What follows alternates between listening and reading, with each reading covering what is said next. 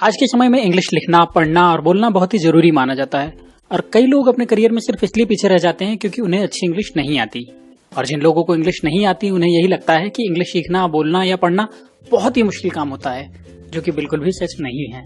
सच तो यह है कि इंग्लिश सीखना बहुत आसान है और इस बात से कोई फर्क नहीं पड़ता कि आप क्या करते हैं या आपका बैकग्राउंड क्या है, आप बहुत ही आसानी से इंग्लिश सीख सकते हैं। मैंने मेरे स्टूडेंट्स को इंग्लिश सिखाने के लिए एक तरीका बनाया था जो कि बहुत ही आसान है और उसके बाद इसी तरीके से मैंने कई लोगों को इंग्लिश सिखाई है और उस तरीके को आज मैं आपके साथ में शेयर करने वाला हूँ। और मैं आपसे ये वादा करता हूँ कि अगर आप इस तरीके से इंग्लिश सीखते हैं तो बिना किसी मदद के कुछ हफ्तों में आप अंग्रेजी पढ़ना, समझना, लिखना और बोलना भी सीख लेंगे। तो चलिए शुरू करते हैं। पर हम आगे बढ़े उससे पहले मैं आपको एक बात क्लियर कर देना चाहता हूँ कि इंग्लिश सीखने के लिए इस तरीके से आसान तरीका शायद आपको पूरी दुनिया में नहीं मिलेगा, लेकिन इस आसान तरीके से भी इंग्लिश सीखने के लिए आपको कुछ हफ्तों से लेकर कुछ महीनों तक का वक्त लग सकता है, जो कि आपकी लर्निंग कैपेसिटी पर डिपेंड करता है। उसके अलावा आपको हर रोज कम से कम 1 घंटे का वक्त प्रैक्टिस के लिए देना होगा। अगर आप ऐसा नहीं कर सकते तो आई एम सॉरी, ये तरीका आपके लिए नहीं है। और मेरे इस तरीके से इंग्लिश सीखने के लिए आपको सिर्फ 2 किताबों की जरूरत पड़ेगी। उनमें से एक तो इंग्लिश टू हिंदी डिक्शनरी है और दूसरी कोई भी अपनी पसंद की इंग्लिश किताब ले लीजिए जो कि काफी मोटी हो। आपकी मदद के लिए मैं सही डिक्शनरी और एक किताब लिंक में शेयर कर दूंगा, उसे आप वहां से खरीद सकते हैं। अगर आप चाहें तो अपने एरिया के कबाड़ी से भी कोई पुरानी अंग्रेजी नॉवेल खरीद लीजिए और अगर आपको इंग्लिश टू हिंदी डिक्शनरी मिल जाती है तो उसे भी पुरानी खरीद लीजिए, नई खरीदना कोई जरूरी नहीं है। अब इसके अलावा आपको एक मोटी सी नोटबुक भी लगेगी, साथ ही पेन और कई सारी रिफिल भी लगेंगी, तो उन्हें भी अरेंज करके रख लीजिए। अब जो आखिरी चीज आपको चाहिए वो है रोज के 1 घंटे का वक्त और ऐसी जगह जहां आप अकेले में अपनी पढ़ाई कर सकें। ये जितनी भी चीजें मैंने आपसे अरेंज करने के लिए कही हैं सभी बहुत जरूरी हैं और सभी इजीली अवेलेबल भी हैं, तो आपके पास कोई एक्सक्यूज नहीं होना चाहिए इन चीजों को ना अरेंज करने का। और यहाँ आप ये भी ध्यान रखिए कि प्लीज आप दोनों किताबें सिर्फ फिजिकल ही लीजिए, कोई भी डिजिटल किताब आपको नहीं चाहिए। मैं डिजिटल किताब आपको रिकमेंड नहीं करूंगा पर्टिकुलर इस तरीके के लिए। अब हम बात करें सीखने की, तो आपको करना यह है कि अपनी किताब खोलिए, उसके पहले पन्ने से पढ़ना शुरू कर दीजिए। यहाँ आपको किताब में कोई भी इंटरेस्ट नहीं दिखाना है, आपको सिर्फ उस किताब में लिखे हुए शब्दों को ऊंची आवाज में पढ़ना है और जिस शब्द का मतलब आपको पता ना हो उसे अपनी नोटबुक में नोट कर लीजिए और आगे बढ़ जाइए। अगर आपको किसी शब्द की स्पेलिंग याद नहीं है तो उसे भी लिख लीजिए और अगर आप किसी शब्द को प्रोनाउंस नहीं कर पाते या उच्चारण नहीं कर पाते या बोल नहीं पाते तो उसे भी लिख लीजिए और आगे बढ़ जाइए। ऐसा आपको पूरे 30 मिनट तक करना है और उसके बाद अपनी किताब में उस पन्ने पर जहां तक पहुंचे हैं वहां निशान लगाकर किताब बंद कर दीजिए।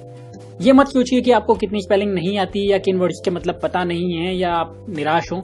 बस आप हर उस वर्ड को अपनी कॉपी में लिखते जाइए जिसके बारे में आपको जरा सा भी डाउट हो सकता है स्टार्ट में आप 30 मिनट में एक पन्ना भी ना पढ़ पाए, तो निराश नहीं होना है क्योंकि ये बहुत ही नॉर्मल बात है और ये बात मैं कई 100 लोगों को इस तरह से इंग्लिश सिखाने के बाद कह रहा हूँ। तो बिल्कुल भी निराश नहीं होना, बस टिके रहना है।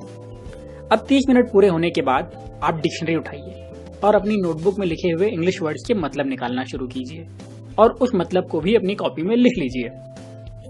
अगर आपको उस वर्ड को बोलना नहीं आ रहा है तो डिक्शनरी में आपको उसका उच्चारण भी मिल जाएगा।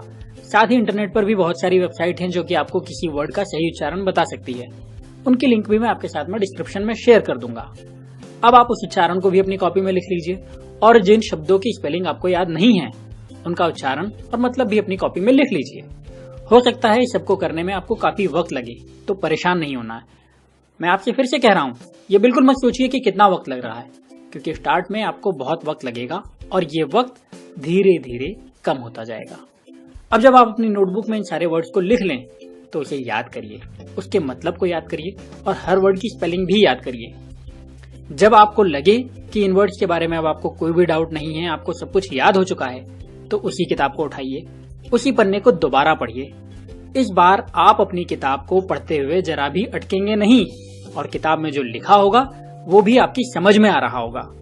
और अगर अब आपको कोई वर्ड परेशान करे तो उसे फिर से अपनी नोटबुक में लिख लीजिए और उसे अच्छे से याद करिए और जब आप अपने निशान तक पहुंच जाएं तो उसके आगे का पढ़ना शुरू कीजिए, उसके वर्ड्स या स्पेलिंग को लिखिए और ये पूरी प्रोसेस पूरी किताब खत्म होने तक रिपीट करते रहिए।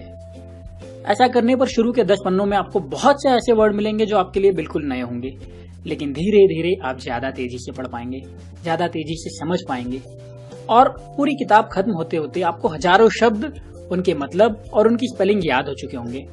इसके साथ ही किताब पढ़ने की वजह से आपको ग्रामर का बेसिक भी अपने आप क्लियर हो जाएगा, जिसको समझने के लिए लोग महीनों खराब करते हैं।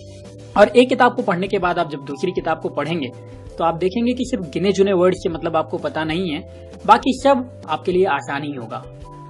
और जब आपको शब्दों के मतलब पता होंगे तो आपके लिए अंग्रेजी लिखना या उसे समझना बहुत आसान हो जाएगा।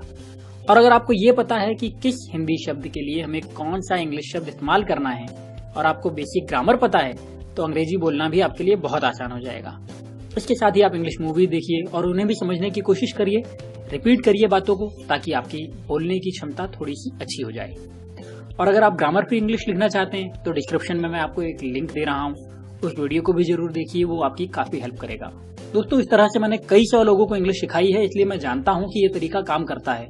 आपको करना सिर्फ इतना है कि इस तरीके को लगातार अपनी पूरी शिद्दत के साथ, पूरे भरोसे के साथ इस्तेमाल करना है और कुछ हफ्तों से कुछ महीनों में आप अंग्रेजी के मास्टर हो जाएंगे। उम्मीद है इस वीडियो से आपके लिए इंग्लिश सीखना आसान हो गया होगा।